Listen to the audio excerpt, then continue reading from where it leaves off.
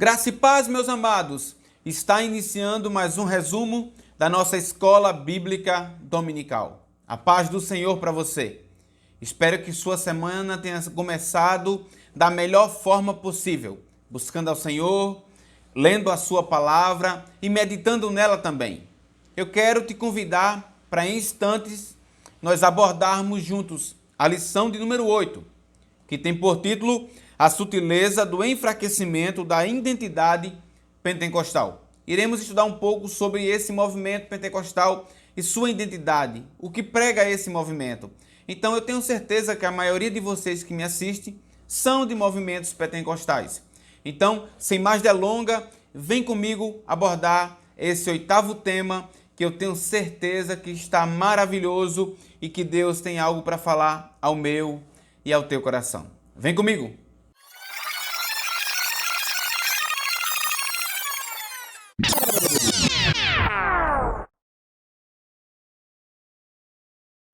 Meus queridos irmãos, quero lhe pedir desculpas a priori, se caso eu sair com a voz um pouco fanha ou também rouca.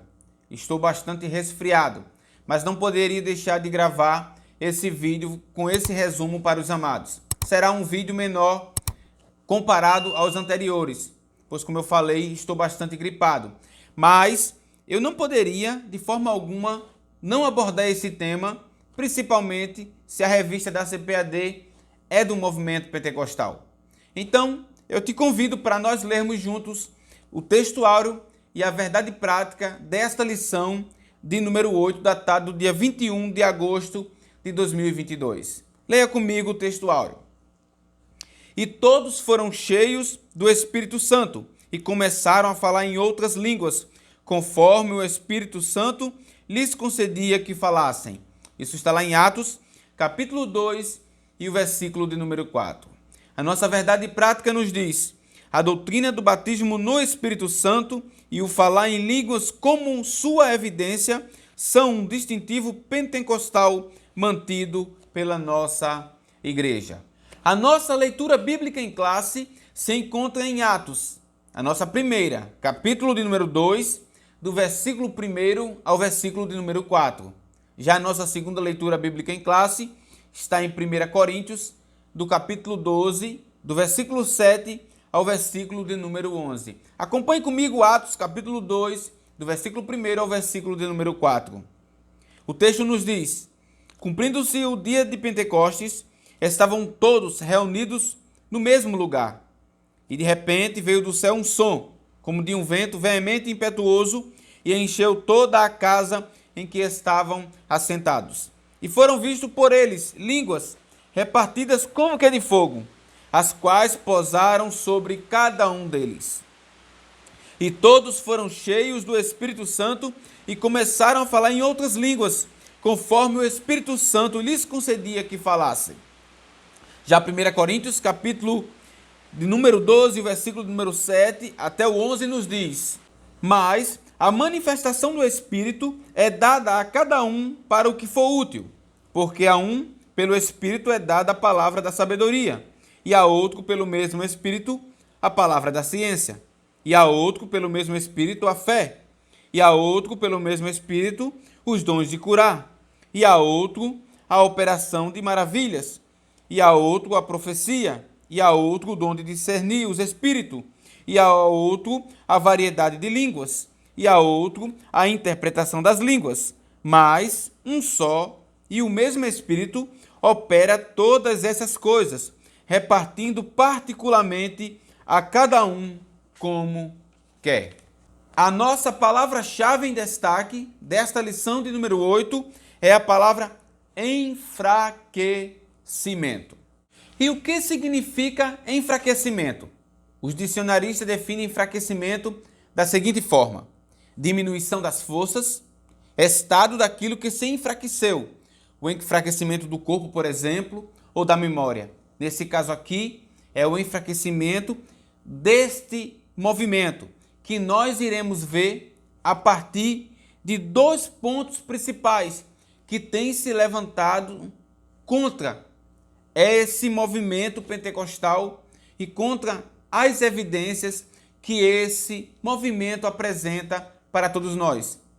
Evidências essas bem claras, verídicas e que por muitos são negadas, mas que nós temos a Bíblia como regra de fé e prática.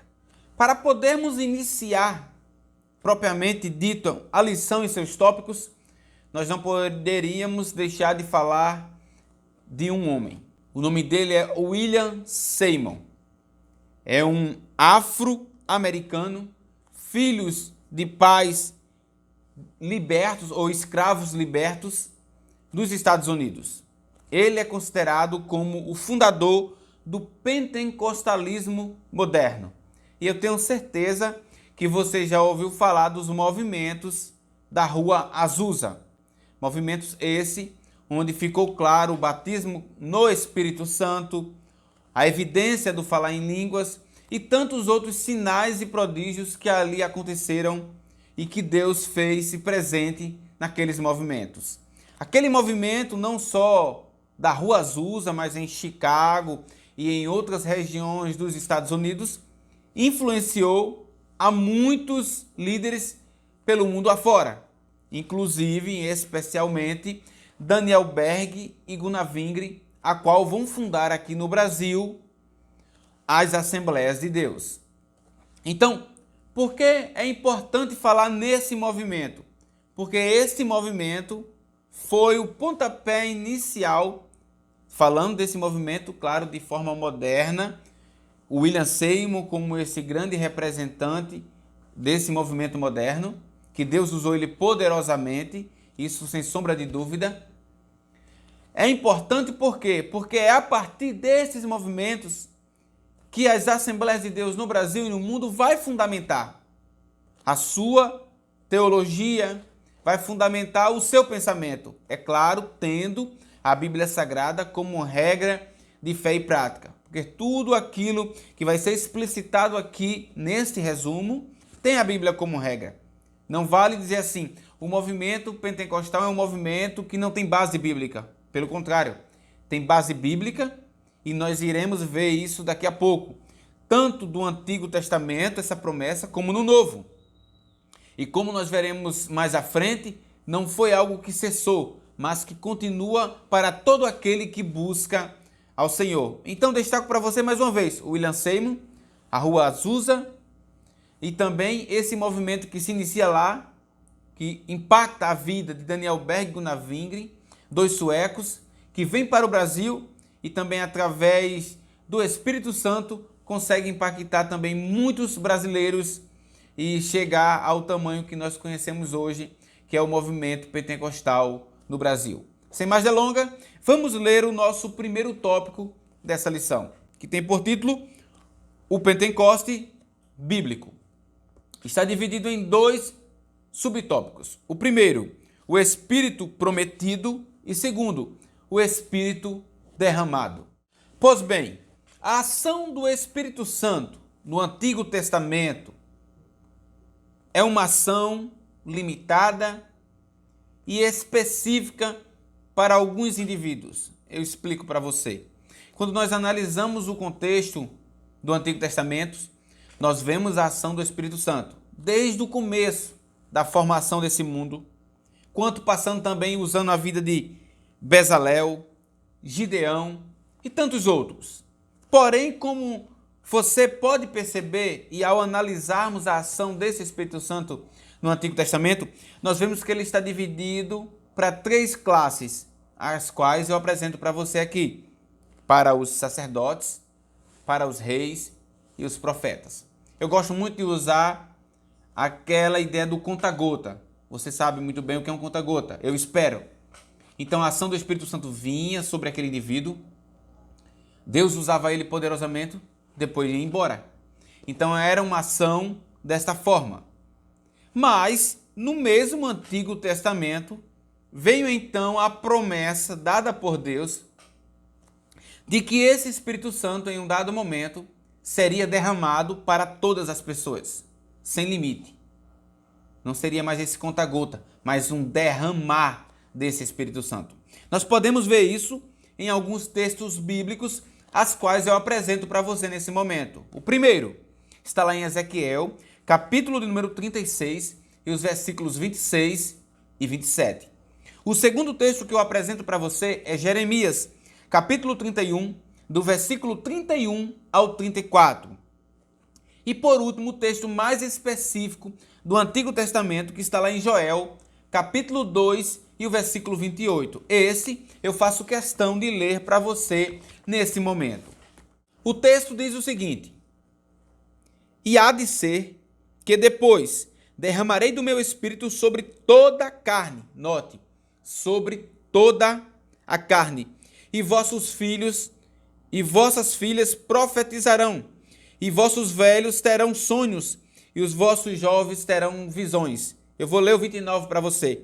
E também sobre os servos e sobre as servas, naqueles dias derramarei do meu espírito. Mais uma vez, derramarei do meu espírito. Então Jesus estava fazendo uma promessa a partir do profeta Joel de que ele derramaria o seu Espírito Santo sobre todos, sem acepção, seja ele um profeta, seja ele um rei, seja ele um sacerdote, seja ele um livre ou seja ele uma pessoa escrava. Jesus derramaria sobre todos eles. Essa promessa se cumpre em Atos capítulo 2 e o versículo de 1 a 4.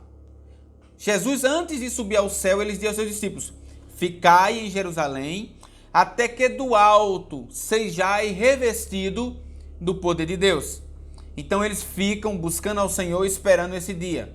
E no dia de Pentecostes, então o Espírito Santo vem sobre eles. É o que eu e você lemos na nossa leitura bíblica em classe.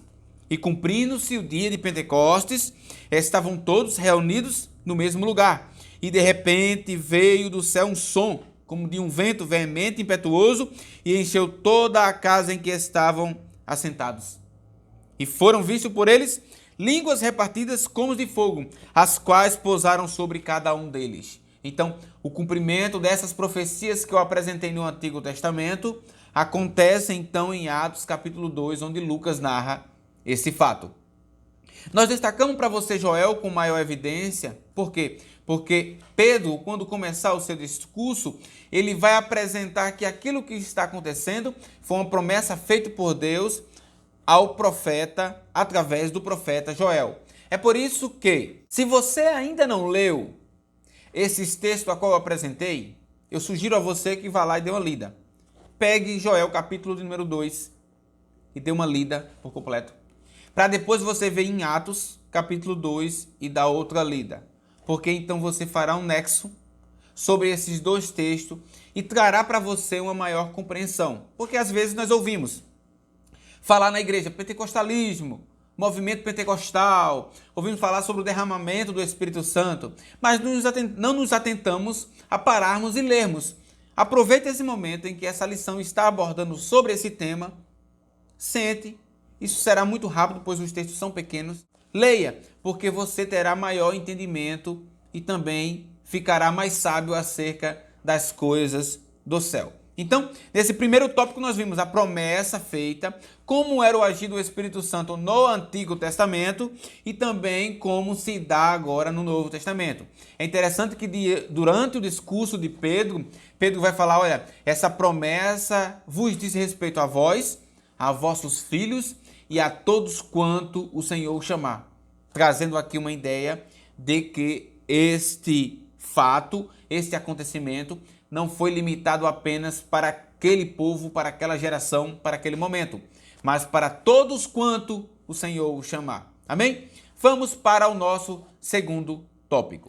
Nosso segundo tópico tem por título o distintivo pentecostal da nossa igreja.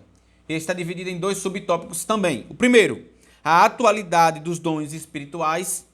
E segundo, as línguas como evidência. Aqui eu quero deixar claro duas coisas partindo desses dois tópicos, desses dois subtópicos a qual eu apresentei para você. O título da revista, dessa lição, a qual nós estamos estudando é sobre o enfraquecimento, a sutileza desse enfraquecimento. E o autor vai falar que uma das sutilezas, ou duas sutilezas, desse enfraquecimento é o quê? A negação da evidência da continuidade do batismo no Espírito Santo e a negação da evidência do falar em língua, ok? Quando nós chegamos aqui no nosso primeiro subtópico desse segundo tópico, o autor vai atribuir a ideia de que os dons cessaram, aquilo foi apenas para aquele período específico, para um autor muito conhecido da igreja e daqueles que estudam teologia, Agostinho de Hipona. Foi ele, então, que o autor aqui, segundo o autor, que trouxe esse erro doutrinário e que ficou permanente durante o período da Reforma até o movimento de William Seymour nos Estados Unidos, ok? Uma coisa que eu destaco para você, e o autor fala aqui de forma clara e objetiva, para não deixar nenhuma dúvida, é que ele diz, olha, este movimento, esta ideia de Agostinho, é uma ideia que não se sustenta. Porque eu deixarei para você aqui ao lado alguns textos que sucedeu esse acontecimento aqui em Atos capítulo 2. Só a guisa de introdução para você, temos também o fato da casa de Cornélio. Eu deixarei o texto para você aqui, para você ler em casa com mais detalhe. Outro ponto que eu apresento para você aqui também é a negação desse falar em línguas. E o autor deixa bem claro. A doutrina das línguas como evidência inicial do batismo no Espírito é inegociável. Para o movimento pentecostal, para as Assembleias de Deus, é inegociável. Isso está bem firmado na sua declaração de fé, tanto na mais atual, quanto na declaração de fé de 1916. E era isso que comungava tanto o Daniel Berg, tanto o Gunnar Wingren, como também o William Durham. William Durham foi um grande líder do período de William Seymour nos Estados Unidos. Foi ele que orou pelo Daniel Berg e Gunnar Wingren e encaminhou eles aqui para o Brasil para dar continuidade a essa obra pentecostal aqui na nossa terra. E graças a Deus que deu certo, esse movimento cresceu, muitas vidas foram impactadas, transformadas e nós somos hoje resultado do grande esforço e trabalho desses irmãos lá há muito tempo atrás, especificamente em 1910. Tendo dito isto, eu quero destacar outra coisa aqui que tem se filtrado na igreja e tentado enfraquecer esse movimento pentecostal. E isso se chama liberalismo teológico. O liberalismo teológico vem justamente para enfraquecer esse movimento. Por quê? Porque vem colocar em xeque a infabilidade e a inerrância das Escrituras Sagradas, como nós estudamos na lição anterior. E junto com isso, vem trazer também esse secularismo. E é claro que toda essa mistura não tem como não fomentar, não produzir um enfraquecimento desse movimento. É por isso que nós precisamos diariamente buscar ao Senhor e estar atento, pedir a Deus discernimento sobre esses movimentos que entram de forma sutil dentro da igreja. Veja, já é notório e todo mundo sabe que há sim correntes como as tradicionais que não acreditam no batismo no Espírito Santo. E isso não há nenhuma dúvida. Mas o problema está quando há pessoas com esse pensamento dentro dos movimentos pentecostais. Ou seja, estão dentro disseminando um entendimento distorcido sobre as verdades bíblicas e levando muitos que não têm o hábito de ler a palavra de Deus ao erro e também à incredulidade. Porque esse é um grande problema. Você não acreditar nesse movimento, nesse ato aqui, nesta promessa, porque não é nada que foi eu que prometi, nem o seu pastor, nem o meu que prometeu, mas o próprio Deus que prometeu que derramaria. E ele derramou e tem derramado sobre todo aquele que tem buscado diariamente e constantemente o seu Espírito Santo. Sem mais delongas, Vamos para o nosso terceiro e último tópico. Nosso terceiro e último tópico tem por título: Mantendo a chama pentecostal acesa. Está dividido em dois subtópicos também. Primeiro, fidelidade às Escrituras. E por último, exercício dos dons espirituais. Aqui, para nós mantermos a nossa chama acesa, não há outro caminho, senão a leitura diária da palavra de Deus. Uma boa aplicação de uma boa exegese e de uma boa hermenêutica para melhor entendimento seu também será muito proveitoso.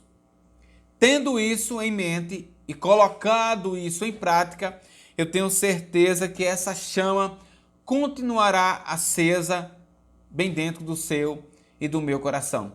Tenha cuidado com o liberalismo, pois ele não aparece fantasiado de um bicho-papão, pois ele não aparece como um espantalho. Não, ele se infiltra dentro das igrejas, parecendo ser um de nós, mas ali tentando minar a igreja do Senhor. Eu te indico um livro muito interessante que é do C.S. Lewis, que é Cartas de um Diabo ao Seu Aprendiz. Nele vai ter uma parte que vai tocar nesse assunto. É muito interessante. Leia que você verá o quão Satanás é estratégico quando ele usa uma pessoa com esse interesse de trazer o esfriamento, de fomentar uma doutrina falsa dentro da igreja do Senhor. Ora, como eu, mais uma vez, descubro isso, Otoniel, lendo a palavra de Deus. Ora, aquele que analisa uma cédula no Banco Central, se ela é verdadeira ou falsa, ele só tem muito conhecimento porque ele analisa a certa. Então, quando chega uma nota falsa, ele logo identifica. Nós que trabalhamos na área de vistoria, principalmente de veículos e carros, nós conhecemos um veículo quando o chassi é original ou não, pelo quê? Pelas suas características de determinada marca. Ou seja, por nós conhecermos um determinado veículo e a sua forma cravada ali do seu chassi, nós sabemos qual é o falso ou o adulterado. Mesmo assim, é você que está lendo a Bíblia diariamente. Você que busca a palavra de Deus atentamente e medita nela, quando vier um falso ensinamento, você verá que não tem embasamento bíblico, então você logo descartará e jogará fora e não ficará ali alimentando aquele erro. Pense nisso. O último ponto aqui, que é o exercício dos dons espirituais, eu poderia usar uma coisa, um versículo que Pedro usa quando está diante do sinédrio. Como eu posso deixar de falar do que eu tenho visto e ouvido? Entende? Como eu posso parar de falar que o batismo no Espírito Santo é verídico, real e acontece se eu tenho visto, se eu sou prova disso? Eu não posso negar aquilo que eu sinto, aquilo que eu vivencio diariamente. Então, não negue essa experiência. Pelo contrário, busque-a, peça a Deus. Se você ainda não teve, peça ao Senhor para Ele te dar. Porque eu tenho certeza que Ele é poderoso para dar a você também esse experimento maravilhoso. Outra coisa que eu digo aqui para você, Deus não te dá esse revestimento para você ficar parado, detido.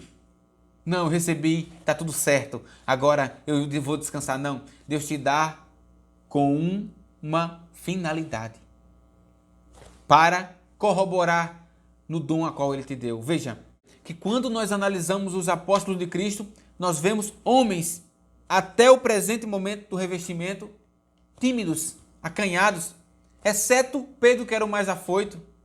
Mas depois desse revestimento, nós vemos homens ousados, homens atrevidos, levando esse evangelho. Ou seja, o revestimento vem te capacitar mais ainda naquele dom a qual Deus te deu. Então, por que não buscar essa capacitação? Por que não buscar esse revestimento? Pense nisso. Que Deus te abençoe, que Deus te ajude. E mais uma vez eu peço perdão por não fazermos um resumo mais prolongado e mais aprofundado. Mas como eu expliquei no começo do vídeo, estou bastante resfriado. Por isso, o nosso vídeo será bem curto essa semana. Mas se Deus assim me permitir, e assim essa melhora chegar, eu gravarei outro vídeo para vocês falando um pouco sobre pentecostalismo e também sobre o William Seymour, para corroborar com sua lição de domingo que vem. Forte abraço e fique na paz.